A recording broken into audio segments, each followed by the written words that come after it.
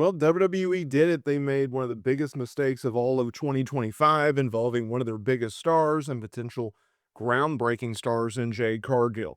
You saw what WWE did. This was after literally years in the making of a crowning moment for Jade Cargill. WWE went and they screwed it all up.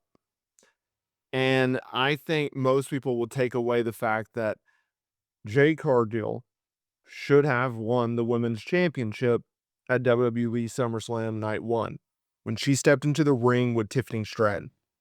This was a moment in which has been years in the making. WWE, when they signed her, they made it very clear to everyone that, hey, we are not bringing her in as a 50-50 star. We are bringing her in to dominate the women's division. We are here to make her a global icon. Okay, that was the goal. Everything below that was not what the achievement was. Okay, it would have been a failure if WWE did anything but that. That's what Jade Cargill signed up for. That's what WWE signed up for, and they were very calculated with her.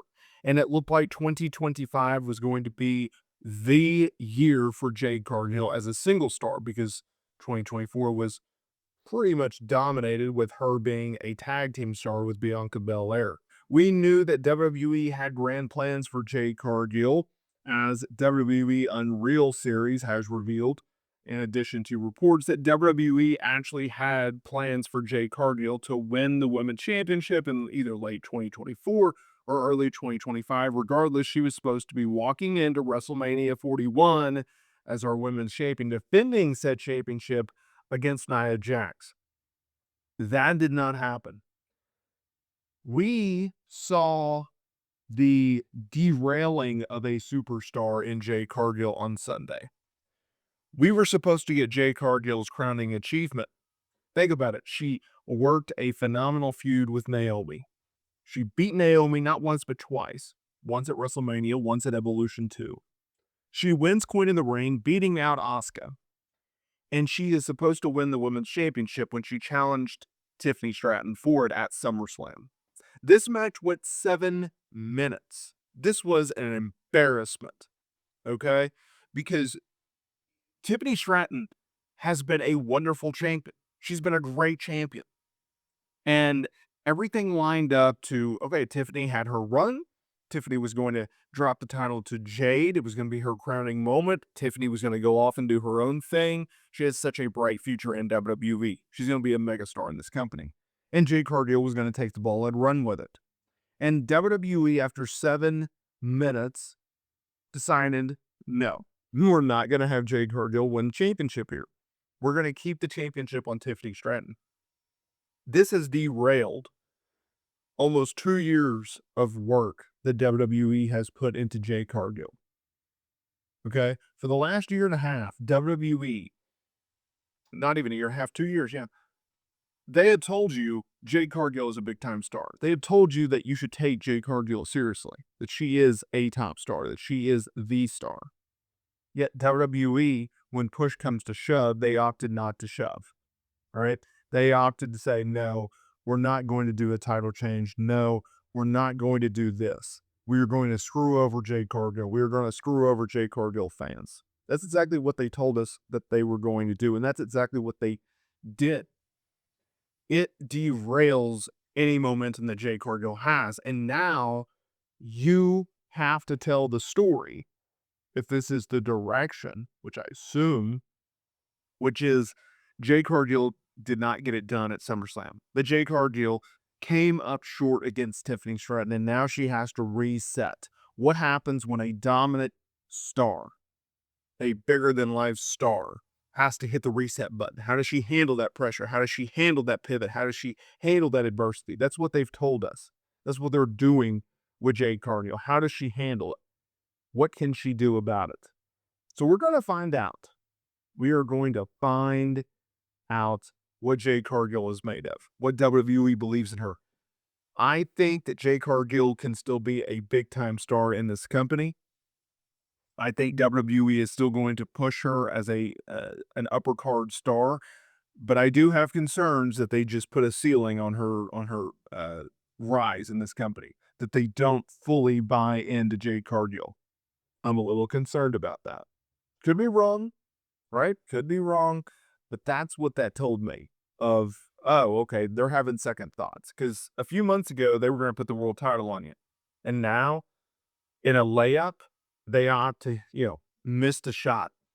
That would be telling to me if I'm Jade Cargill. That would be concerning to me if I was Jade Cargill. So we will see what they end up doing with her coming out of SummerSlam. I don't know where you go with Tiffany Stratton after this because I didn't envision her being champion coming out of SummerSlam. So what story you had to tell with Tiffany is also interesting.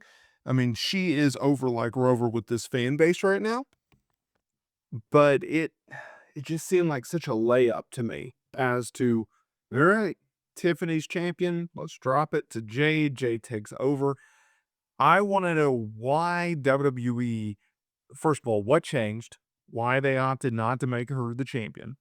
Number two, why did they make it change? And number three, what do they have going forward? You still have the story of Jade Cargill chasing, and I guess if you really wanted to kind of do a 180, you could always have Jade win the Royal Rumble and then get her championship match at WrestleMania. I don't see Tiffany being champion by then. WrestleMania, I think she'll drop to someone. I don't know who you would drop it to. Julia is the women's champion. I don't know how they're going to go about this.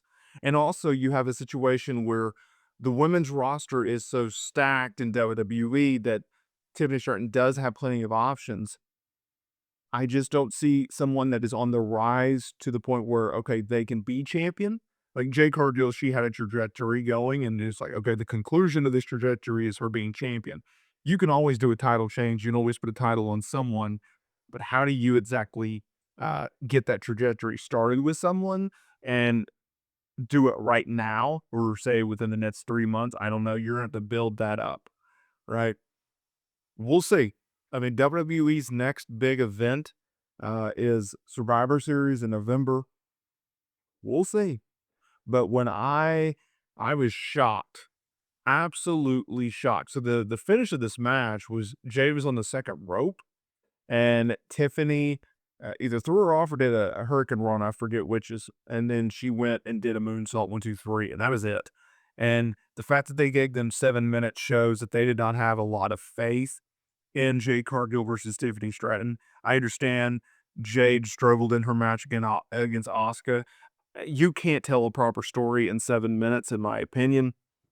So I don't even count Jade Cargill versus Tiffany Stratton in terms of rating it. When you're doing a championship match and you're given 7 minutes, I just, what are you supposed to do with that? 10 minutes, sure, but 10, 20, in my opinion, 12 to 15 minutes is your sweet spot for any match. Like, if you want to hit all your bells and whistles, you want to get it done, that's your time period. But I don't know. I don't know where they go from here. I really, really don't. And I was absolutely floored to see this finish.